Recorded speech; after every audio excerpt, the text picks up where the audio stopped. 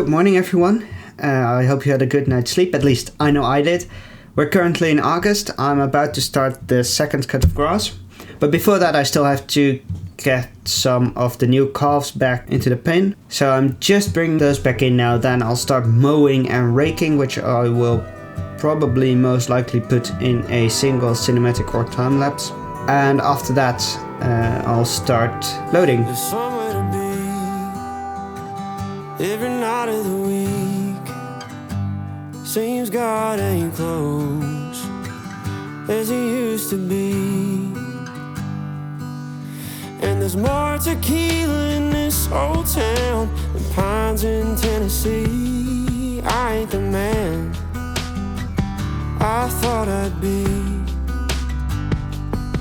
And these neon lights that keep me up got me thinking, maybe mom and dad had it right all along.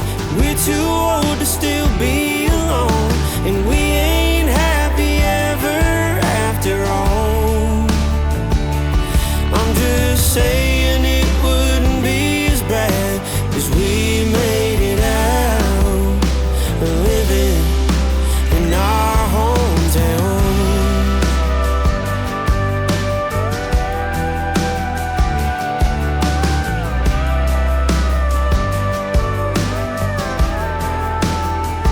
I miss the days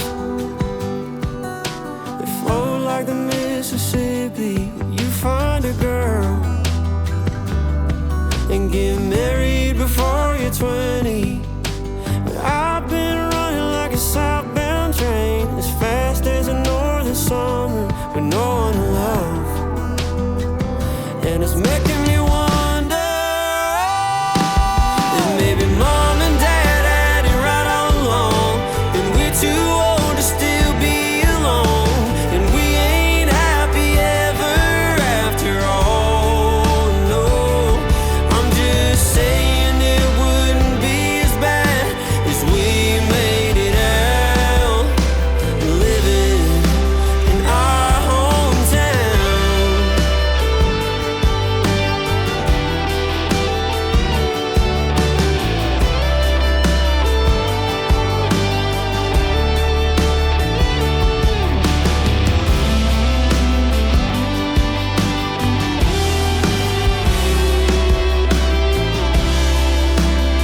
They said if you buy whiskey, don't overdrink. So, as you can see from the flashing warning on my screen, I ran into a bit of a predicament.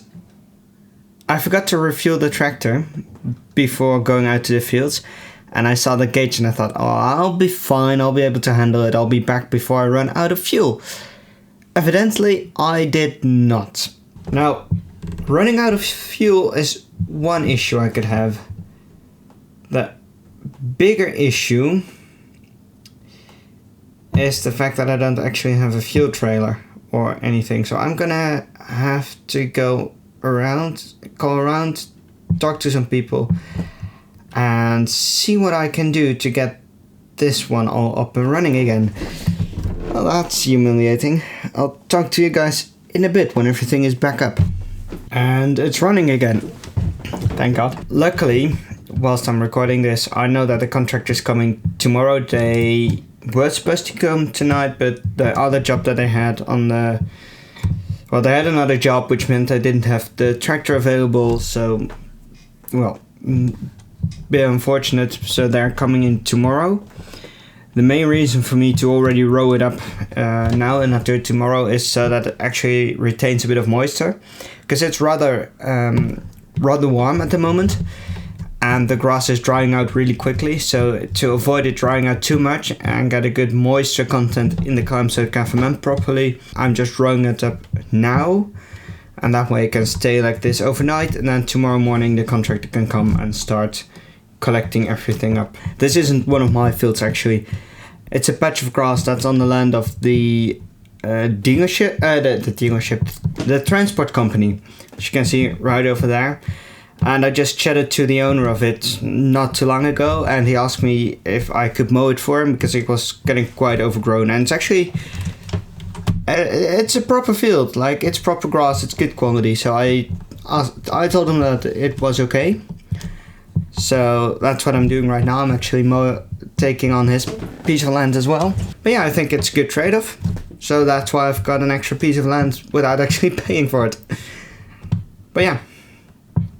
Now, as you can see, it has already turned rather dark at the moment. So I'm just gonna be finishing off this job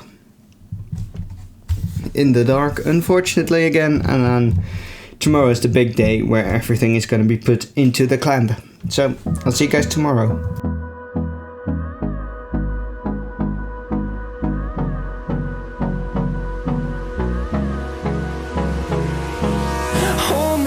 Till I get up, time is barely on our side.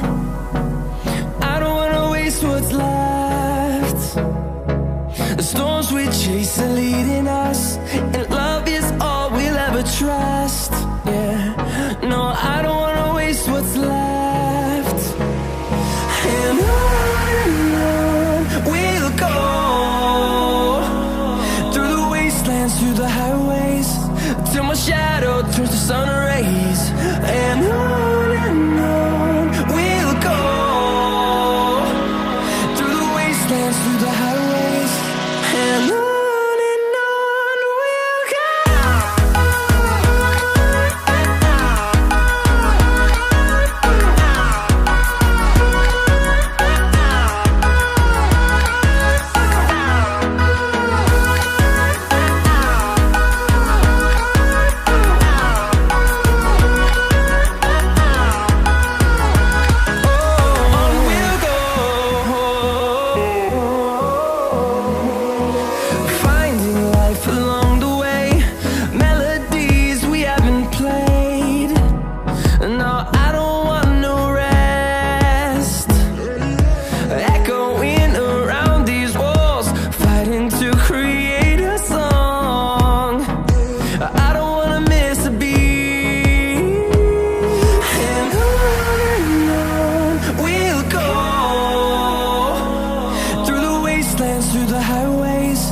Till my shadow turns to sun rays. And on we'll go, through the wastelands, through the highways, and on we'll go.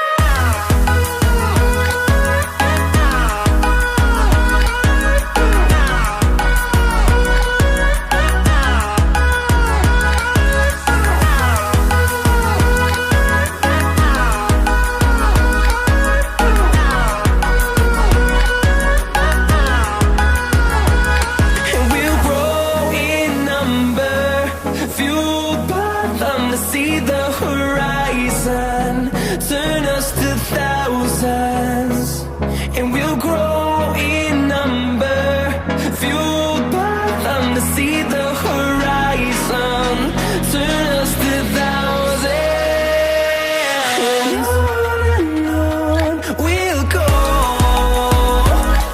through the wastelands, through the highways, till my shadow turns to sun rays, and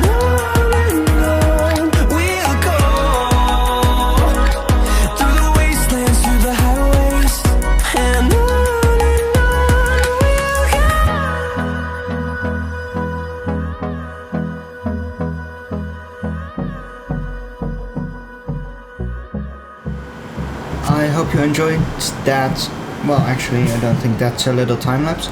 So those were the first 5 loads into the silage pit, and there is roughly, well, half a load I think left if the contractor is correct. So I'm at the moment just leveling it out and compacting it, getting all the air out of it.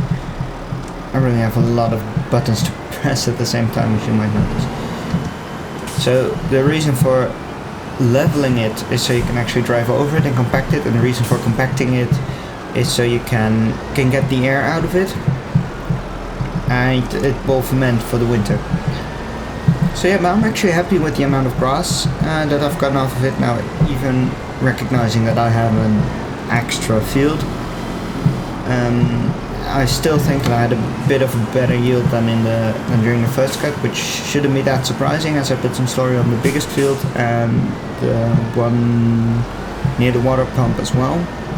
For now, I'm just gonna finish up here, get everything, make sure everything is in, get everything leveled off, get the silage clamp covered up, and I'll see you guys again when I'm done with all of that. I have been driving backwards and forwards for forever. Well, a bit more than an hour to be fair. And as you can see, it's clearing up now, but it's still raining a little bit. So I got a bit of rain in the grass. Obviously, that is not what you want. Oh, there you see the stats. It's 275,000 liters, more than roughly. So. Obviously, rain in the clamp is not what you want, but considering that all the grass was pretty much picked up when it started raining, and it's not raining that hard, I don't think it will be doing any lasting damage to the silage, and that will all be good to go. As I said just a second ago, I'm going to be selling some stuff. 2 things, probably 3. The two things I'm definitely selling are this cultivator, because it's not doing the job I wanted to do, or it did a good job, but the Lemken I just demoed did a much better job, and the Lemken would be replacing this one, so I'm selling this one again. It was nice using, and it's cool that it is a slurry injector, but I don't need it at the moment because I don't have a slurry tanker for it. So that thing is going.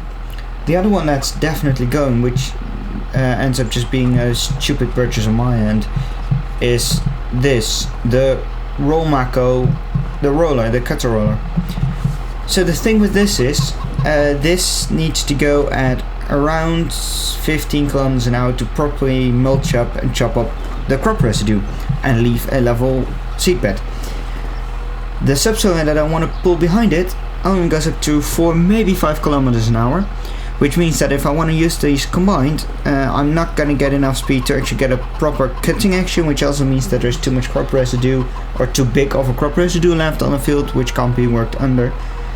So this won't work as a combination, which is stupid and something I should have thought of before buying it, but I didn't, and I just realized.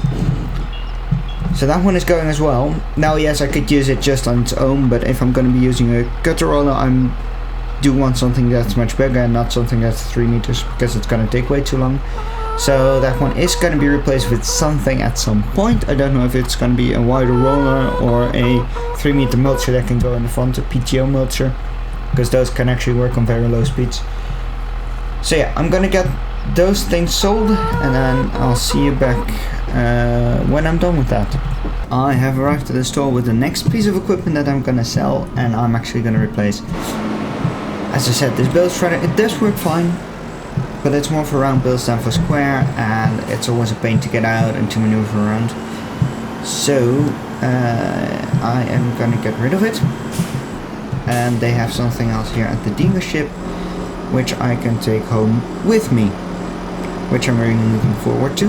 Now I know I should be saving up for new fields, but as you can see I can sell this one for 23,000, and the thing I bought cost me just under 10,000, so I'm actually making money on this trade instead of losing it. Yeah, it was actually quite an expensive asset to have laying around, the build shredder, for how little I used it, so I decided to change it. It's right over there, and it's an American manufactured piece of equipment from Hilco. What it does is it can grab a bale and then automatically remove all the tine, dropping it down into the area of the cows where you want it to, giving them feed, or in my case mostly bedding. Although that doesn't quite seem to be attached at the right point yet. That's an issue.